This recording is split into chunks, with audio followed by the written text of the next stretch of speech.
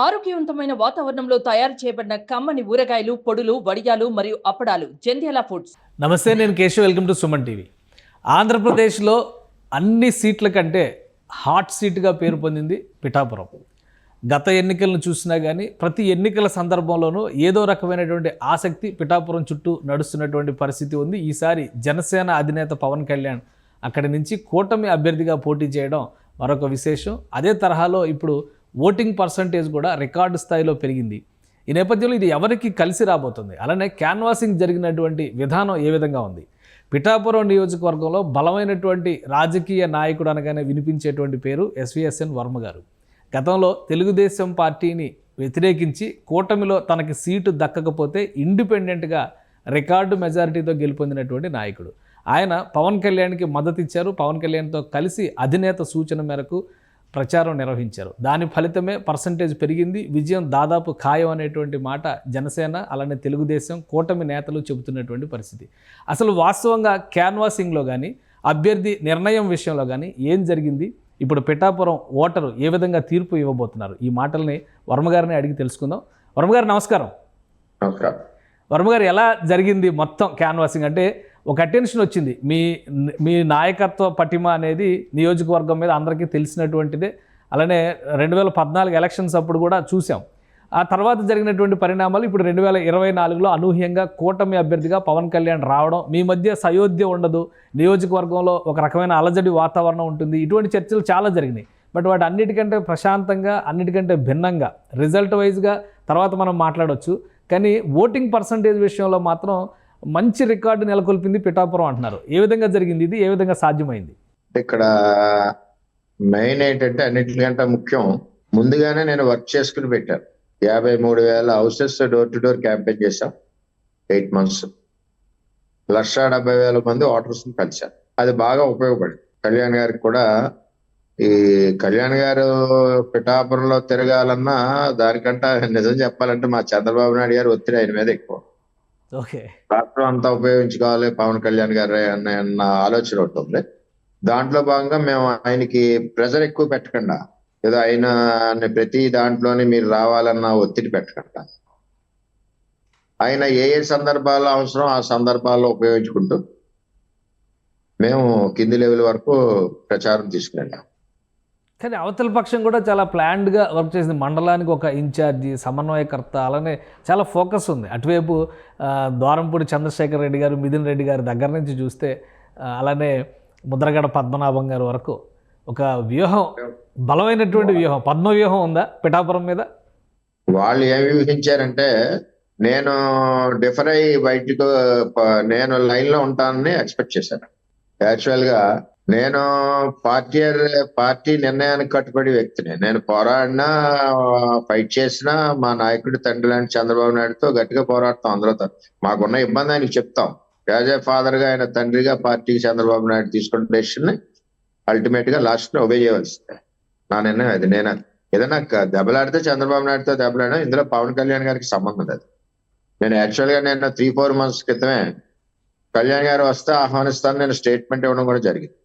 పవన్ కళ్యాణ్ గారు వస్తే భుజాల మీద ఇట్టి మోస్తాం, అందులో తేడా లేదని కూడా చెప్పాను. ఎంచేదంటే రాష్ట్ర పార్టీ అధ్యక్షుడు ఈ రోజు ఓటు చేయకూడదన్న ఒక నినాదంతో ఒక వర్క్ చేయడమే కాకుండా ఆ డివిజన్ రాకూడదన్న మెసేజ్ ప్రతి ఓటర్కి కూడా వెళ్ళింది. రెండోది, అన్నిటికంటే నాకు ఆయన మీద అభిమానం, ప్రేమ ఏంటంటే, చంద్రబాబు నాయుడు గారిని అన్యాయంగా అరెస్ట్ చేసినప్పుడు నేను తక్కువ ప్రయాణంలో నేను కొన్ని విషయాలు చెప్పాలి. ఆయన చాలా sincere and systematic person Pawan Kalyan garu. ఓ మర్యాద గాని, ఓ గౌరవం గాని, మాట్లాడే విధానం గాని చాలా సంప్రదాయబద్ధంగా ఉంటారు. ఈ జర్నీలో నేను కూడా ఫ్యాన్ అయ్యాను, ఈ తక్కువ జర్నీలో. అటువంటి వ్యక్తి, ఆయన యొక్క గుణగణాలు ఏంటంటే, ఒక అన్యాయం ఒక 40 years పనిచేసిన లీడర్కి జరిగింది.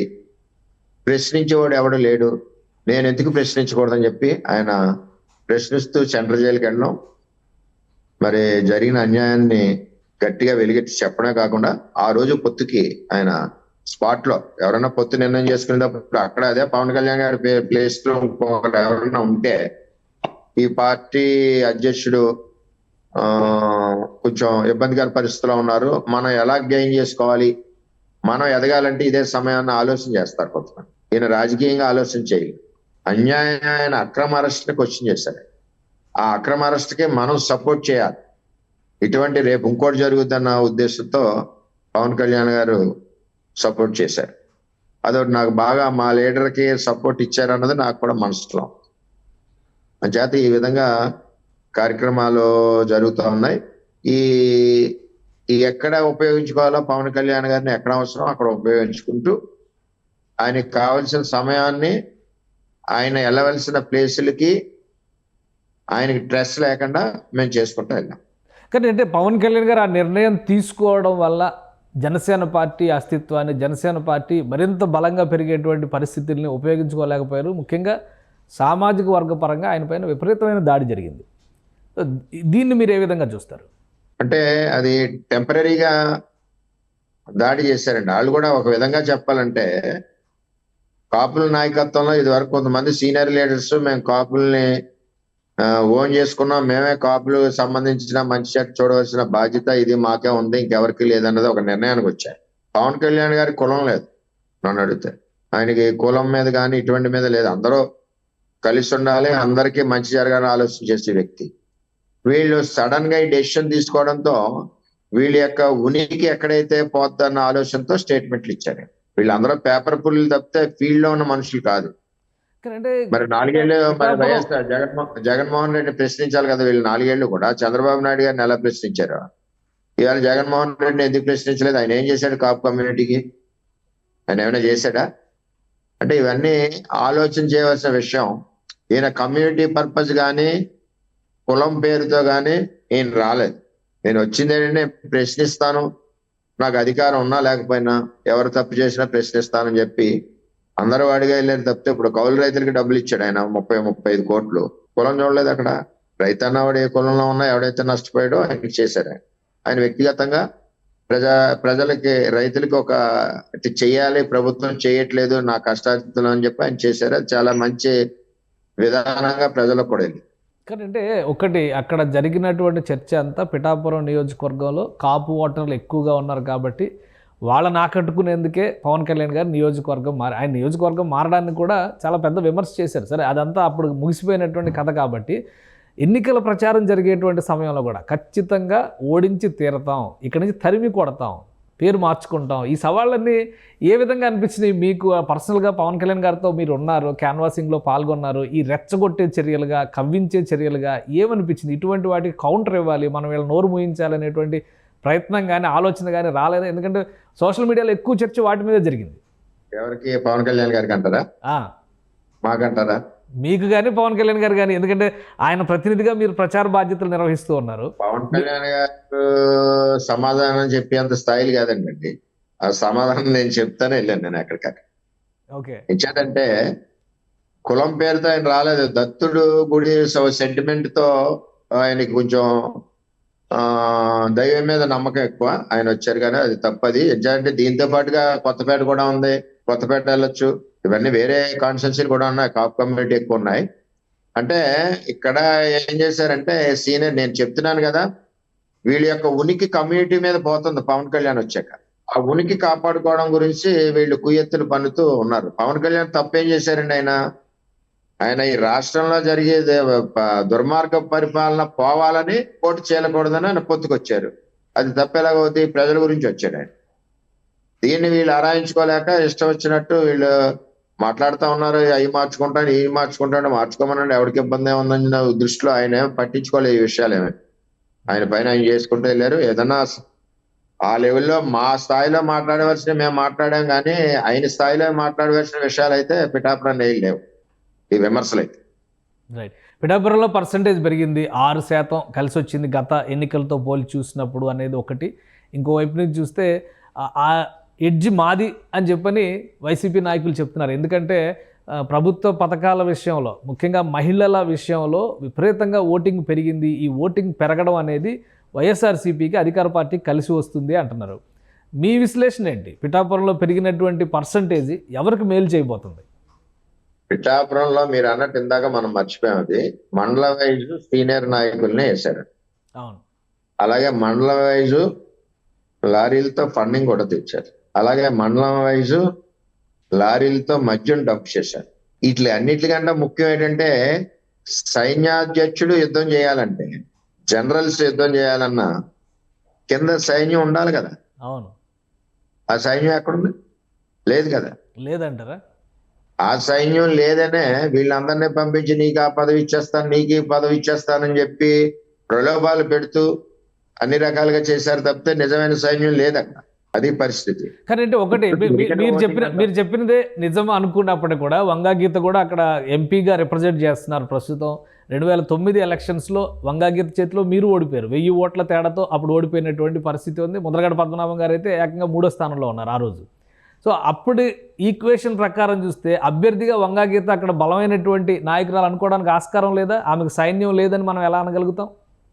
వంగా గీత అన్నది నాన్ లోకల్ ఉండేవి. ఈ నియోజకవర్గానికి సంబంధం లేని వ్యక్తి. దట్టు 2009 నుంచి 14 వరకు ఎమ్మెల్యే చేసింది ఆవిడ. 14లో నేను గెలిచాను. 14 నుంచి 19 వరకు పిఠాపురం నియోజకవర్గంలో కనపడలేదు. వాళ్ళ ఊర్లో ఉంది ఆవిడ. మళ్ళీ 19లో జగన్ మాయలో మళ్ళీ ఎంపీ అయింది ఆవిడ. 19 నుంచి మొన్న ఎలక్షన్ వరకు ఆవిడ కనపడలేదు. ఈవెన్ కరోనా సమయంలో కూడా కనీసం ప్రజలు పలకరించడానికి కూడా రాలేదు. ఆ కరోనా టైంలో నేను దగ్గర 170 పీపీ సీట్లతో తిరిగాను నియోజకవర్గం అంతా కూడా 2 years. ఓకే.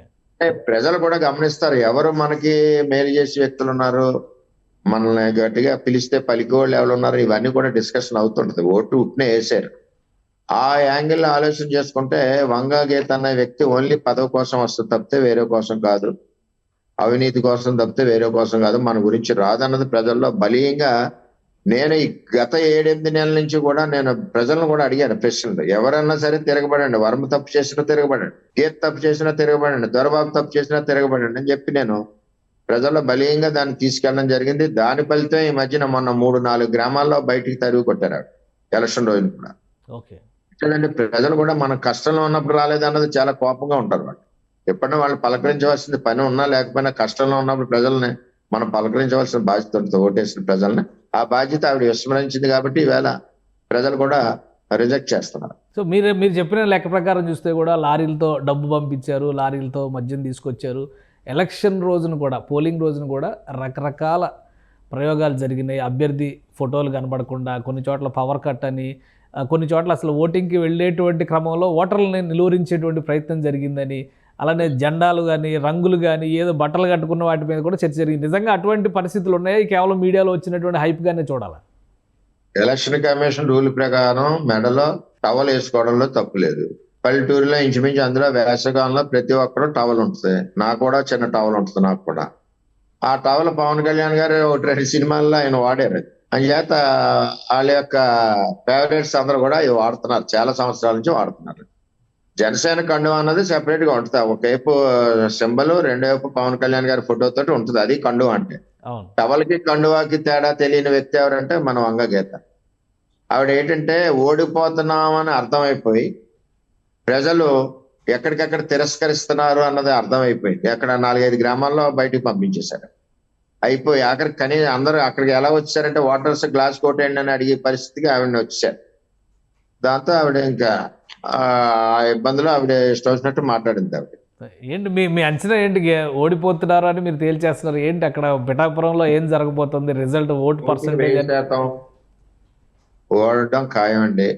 మేమైతే ఒక యాంగిల్లో 60,000లో గెలుస్తాం, ఒక యాంగిల్లో 50 నుంచి 55,000 వస్తాం. 1,00,000 మెజారిటీ అన్నారు పవన్ కళ్యాణ్ గారికి.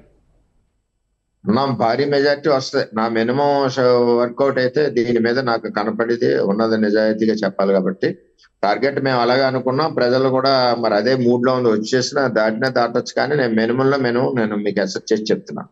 భారీ మెజారిటీ అనేది రాష్ట్రంలో ఒక పవన్ కళ్యాణ్ గారికి వస్తుంది, అందులో తేడా లేదు.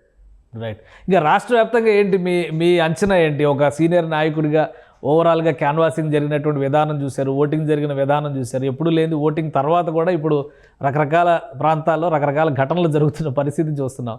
సో మీ అంచనా ఏంటి రిజల్ట్ ప్రకారం? రిజల్ట్ ప్రకారం ఏంటంటే పొత్తు అవ్వడం ఒకటి, పవన్ కళ్యాణ్ గారు, చంద్రబాబు నాయుడు గారు, బీజేపీ పొత్తు అన్నది ఒక మౌత్ క్యాన్వాసింగ్ అంటే ప్రచారం వెళ్ళిపోయింది. ముగ్గురు బలీనమైన శక్తులు కలిశాయి. అంటే ఇప్పుడు ఒక రాక్షసుని చంపడానికి దేవతలు 10-12 మంది కలిసి చంపుతారు. ఇప్పుడు ఒక దుర్మార్గాన్ని. అటువంటిది ఇవాళ జగన్మోహన్ రెడ్డిని పంపాలి అన్న ఒక ఆలోచనతో ఏదైతే ఓటు చేయకూడదన్న నినాదం, దీనికి మట్టికి పవన్ కళ్యాణ్ గారికే చెందుద్ది ఆ బ్రాండ్. అది బాగా మెసేజ్ కింద వరకు వెళ్ళింది. దాని ఫలితమే ఈవేళ ఓటింగ్ పర్సంటేజ్ కూడా పెరగడానికి కారణం ఆ యొక్క మెసేజ్. పవన్ కళ్యాణ్ గారు, చంద్రబాబు నాయుడు గారు ఇచ్చిన మెసేజ్ ఒకటి. రెండవది, ఈ రాష్ట్ర రాజధాని పాత గాయాలన్నీ కూడా ఒకసారి జ్ఞాపకం వచ్చినాయి ప్రజలందరికీ కూడా.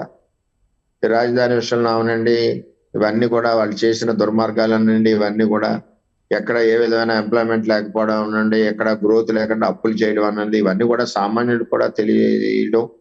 వారి యొక్క బంధువులు కానీ ఎక్కడెక్కడి నుంచో వచ్చారు, బెంగళూరు, ఒరిస్సా, భువనేశ్వర్, ఎక్కడ హైదరాబాద్, ఎవరి కాళ్ళు ఇండివిజువల్ గా వచ్చి ఓటేస్తూ వెళ్తూ ఓటేసాం మీకు అని చెప్పి వెళ్ళిన వాళ్ళు చాలా మంది ఉన్నారు. ఆ విధంగా వెళ్ళింది. ఇంక ఇది ఒక మార్పు, మామూలు మార్పు కాదు ఇది.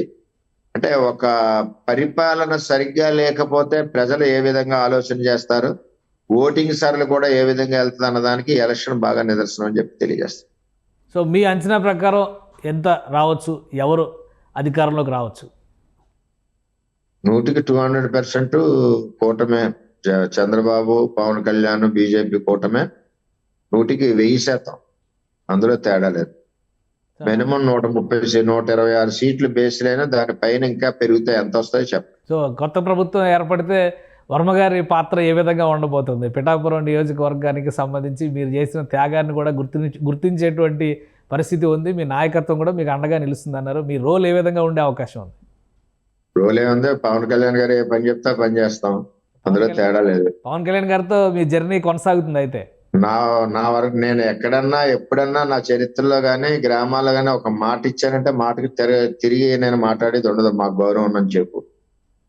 చంద్రబాబు నాయుడు గారికి మొన్న మాట ఇచ్చాను, అలాగే పవన్ కళ్యాణ్ గారి ఆఫీస్కి వెళ్ళి నేను మాట ఇచ్చాను. ఆ మాటకి నిలబడి కట్టుబడి నిస్వార్థంగా ఖచ్చితంగా పనిచేస్తుంది మా టీడీపీ క్యాడర్ అంతా కూడా. టోటల్ టీడీపీ ఓట్ 100% కూడా జనసేన పార్టీకి ట్రాన్స్ఫర్ చేశాం. రైట్. అంటే ఇప్పుడు క్షేత్రస్థాయిలో టీడీపీ, జనసేన, బీజేపీ ఈ కాంబినేషన్ పూర్తిగా బలపడినట్టుగా భావించవచ్చా? మీ నియోజకవర్గాన్ని ఒక రోల్ మోడల్ గా చూడొచ్చా? స్టార్టింగ్ లో కొద్దిగా కొన్ని గ్రామాల్లో కొంచెం జరుగుతాయి, కానీ మా నియోజకవర్గానికి వచ్చేసరికి 2009 నుంచి ఉన్న జనసేన టీం అంతా కూడా చాలా బ్రహ్మాండంగా పనిచేశారు. అంతా కలిసి పనిచేస్తాం మేము, వాళ్ళు కూడా ఫ్రెండ్లీగా కలిసి పనిచేస్తాం.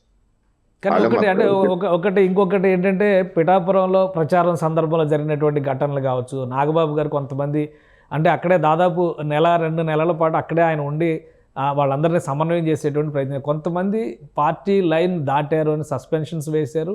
అలానే గత ఎన్నికల్లో అభ్యర్థిగా జనసేన నుంచి బరిలో దిగినటువంటి నాయకులు వీళ్ళందరూ కూడా అటు వైసీపీలో చేరిపోయినటువంటి పరిస్థితిని చూసాం. ఇది ఎక్కడ లోటు అనిపించలేదా మీకు? ఎగ్జాంపుల్ నేనే ఉన్నానండి. నాకు అవకాశం లేదని నేను పార్టీని వదిలేసిపోతే నా క్యారెక్టర్ ఏంటండి? పార్టీలో నాయకుడితో దెబ్బలాడతాం, నాయకుడితో కలపడతాం, దెబ్బలాడతాం, మా సమస్య చెప్తాం. చంద్రబాబు నాయుడు గారు ఉన్నట్టే మేము మాట్లాడతాం, అడుగుతాం, మా బాధ చెప్తాం. ఒకసారి మేము చెప్పింది ఆయన వినొచ్చు, లేని పక్షంలో ఆయన చెప్పింది మాకు న్యాయం అనిపోయినప్పుడు చంద్రబాబు నాయుడు గారి మాట మేము తీసే పరిస్థితి ఉండదు. నాకు మొన్న టైంలో కూడా ఆయన ఇప్పుడు పవన్ కళ్యాణ్ గారికి మాకు సంబంధం లేదు. పవన్ కళ్యాణ్ గారు ఒక అధ్యక్షుడిగా పిఠాపురం కోరుకున్నారు, కూటమిలో ఆయన అడిగింది ఇవ్వాలి, దానికి నో అనడానికి వీల్లేదు. మాకేంటంటే ఇన్ని సంవత్సరాలు నేను 20 years నుంచి ఉన్నాం కదా, మాకు ఇన్ అడ్వాన్స్ గా ఎందుకు చెప్పలేదు అన్నది. చెప్పలేదంటే చంద్రబాబు నాయుడు గారికి కూడా తెలియదు, సడన్ గా ఆయన అడుగుతారు. ఇందులో పార్టీ తప్పు కూడా లేదు.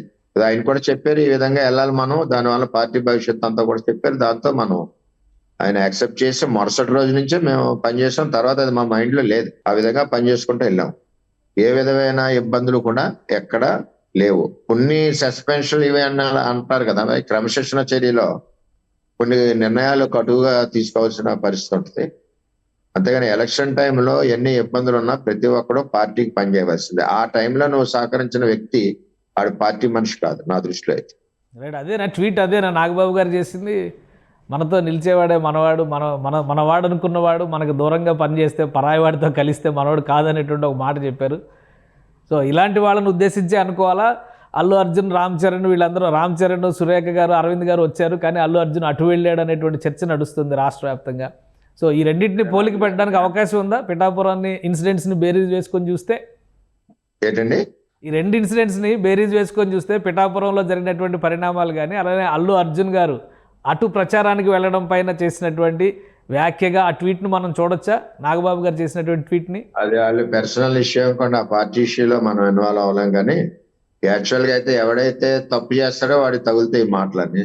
సిన్సియర్ గా పనిచేసినాడు ఇవన్నీ పట్టించుకోకలేదు. వెంటనే అతనికి తగలవి. ఎవరిదైతే పార్టీకి తప్పు చేస్తారో తప్పు చేసిన వాడిని ఉద్దించి ఆయన అని ఉండొచ్చు. వాళ్ళ పార్టీ అంతర్గత విషయాల్లో మనకి జోకింగ్ అని మనకి అనవసరం. Right right, thank you Varma గారు మీ అభిప్రాయాల్ని పంచుకున్నందుకు. ఇది వర్మ గారి అభిమతం. ఒకసారి మాటిస్తే తప్పేటువంటి ప్రసక్తే లేదంటున్నారు. ఆ రోజు అధినేత చంద్రబాబు నాయుడు గారికి మాటిచ్చినట్టే 100% పిఠాపురంలో తెలుగుదేశం పార్టీ ఓటింగ్ మొత్తం జనసేనకి డైవర్ట్ అయ్యే విధంగా, కన్వర్ట్ అయ్యే విధంగా సమర్థంగా పనిచేయగలిగామనేటువంటి మాట చెప్తున్నారు. ఇక రాబోయే రోజుల్లో కూటమి అధికారంలోకి రావడం ఖాయం. పవన్ కళ్యాణ్ మాటకు తగ్గట్టుగా పిఠాపురం నియోజకవర్గాన్ని కంటికి రెప్పలా కాపాడుకుంటారని వర్మగారు చెప్తున్నారు. ఇక పార్టీలో జరిగినటువంటి సస్పెన్షన్లు కానీ అలానే కొంతమంది పార్టీని వీడినటువంటి సందర్భాలు కానీ రాజకీయాలుగా చూసే వాళ్ళకి అలా ఉంటుంది. ప్రజాసేవగా చూసేటువంటి వాళ్ళు మాత్రం అవసరమైనటువంటి సందర్భంలో పార్టీకి అండగా నిలుస్తారని వర్మ చెప్తున్నారు. ఇది special discussion. Keep watching. Suman టీవీలో మీ పర్సనల్ అండ్ బిజినెస్ ప్రమోషన్స్ కోసం కింది నెంబర్కి కాంటాక్ట్ చేయండి.